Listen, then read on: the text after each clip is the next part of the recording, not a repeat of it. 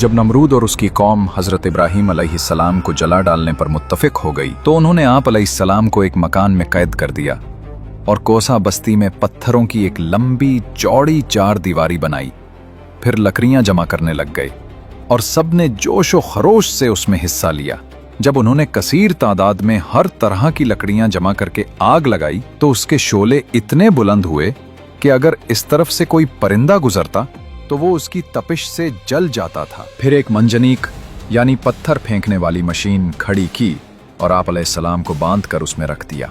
उस वक्त आप अलैहिस्सलाम की ज़बान मुबारक पर था हस्बी अल्लाहु व निअमल वकील, यानी मुझे अल्लाह काफ़ी है और वो क्या ही अच्छा कारसाज है। जिब्रील अमीन अलैहिस्सलाम ने आपसे अर्ज की, क्या कुछ काम है? आप अलैहिस्सलाम ने फरमाया, तुमसे नहीं। हजरत जिब्रील अलैहिस्सलाम ने अर्ज की, तू अपने रब से सवाल कीजिए। आप अलैहिस्सलाम ने फरमाया, सवाल करने के मुकाबले में उसका मेरे हाल को जानना मेरे लिए काफी है। आप अलैहिस्सलाम को आग में डाला गया तो रहमत इलाही का दरिया जोश में आया और आग को हुक्म जारी हुआ, उल्ना या नारु कूनी बर्दन व सलामन अला इब्राहीम, यानी ए आग इब्राहीम पर ठंडी और सलामती वाली हो जा। चुनाचे आग की गर्मी जायल हो गई और रोशनी बाकी रही और उसने उन रस्सियों के सिवा और कुछ न जलाया जिनसे आप अलैहिस्सलाम को बांधा गया था। हजरत इब्राहीम अलैहिस्सलाम जब सलामती के साथ आग से बाहर तशरीफ ले आए तो कुफार को फिर समझाया और दावत तौहीद दी और अंजाम आखिरत से डराया। चुनांचे इरशाद फरमाया कि तुम आपस में एक दूसरे से दोस्ती और मोहब्बत रखते हो और बाहम सीरत और तरीक़े में अपने दोस्तों रिश्तेदारों से जुदा नहीं होना चाहते। इसी वजह से तुमने कुफ्र और शिर्क के तरीक़े को मजबूती से थाम रखा है। लेकिन याद रखो कि तुम्हारी ये दोस्ती इस फानी दुनिया तक ही महदूद रहेगी और कयामत में तुम्हारे छोटे बड़े सब एक दूसरे से बेजार होंगे और पैरोकार अपने सरदारों पर लानत करने लगेंगे और तुम सब का ठिकाना जहन्नुम होगा। हजरत इब्राहीम अलैहिस्सलाम के आग से सही सलामत तशरीफ लाने का मौजज़ा देखकर हजरत लूत अलैहिस्सलाम ने आपकी रिसालत की तस्दीक की, जैसा कि इरशाद बारी ताला है। तो इब्राहीम की तस्दीक लूत ने की।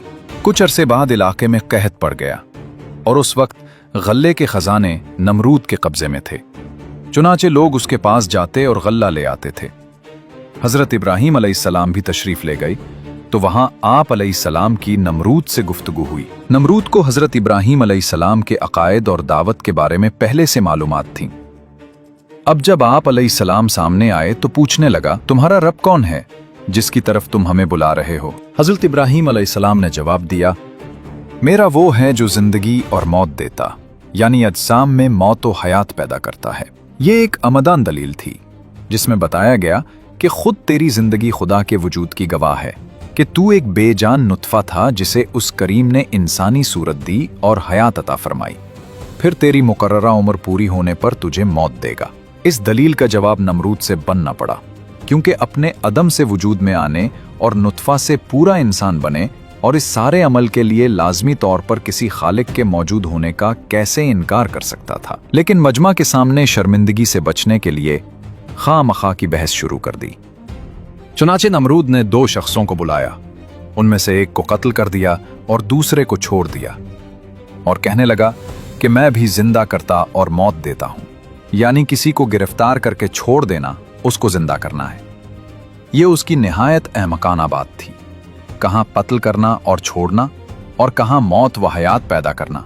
अक्ल व शऊर रखने वालों पर इससे जाहिर हो गया कि जो दलील व हुज्जत हजरत इब्राहीम अलैहिस्सलाम ने कायम फरमाई वो हर शक को शुबहा को काट देने वाली है और इसका जवाब मुमकिन नहीं। लेकिन चूंकि नमरूद ने शर्म मिटाने के लिए कुछ न कुछ जवाब दे ही दिया था, अगरचे वो सरासर बातिल था, लिहाजा हजरत इब्राहीम अलैहिस्सलाम ने उस पर दूसरी ऐसी दलील पेश फरमाई कि जिसका कोई मामूली ज़ाहिरी जवाब भी ना दिया जा सके कि ए रुबूबियत के झूठे दावेदारा, तो हयात व मौत की तख्लीक से आसान काम ही करके रख, और वो ये कि एक मुतहर्रिक जिस्म की हरकत को बदल दे, यानी सूरज जो मशरिक से तुलू होता है उसे मगरिब से तुलू कर दे।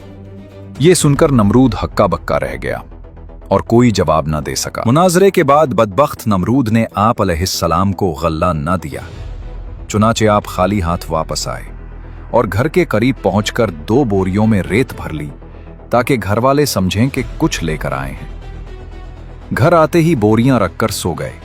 उस दौरान हजरत सारा रजी अल्लाह अन्हा ने बोरियों को खोला तो देखा कि दोनों उम्दा अनाज से भरी हुई हैं। आपने कुछ अनाज लेकर खाना तैयार किया और जब हजरत इब्राहीम अलैहिस्सलाम बेदार हुए तो देखा कि खाना तैयार है।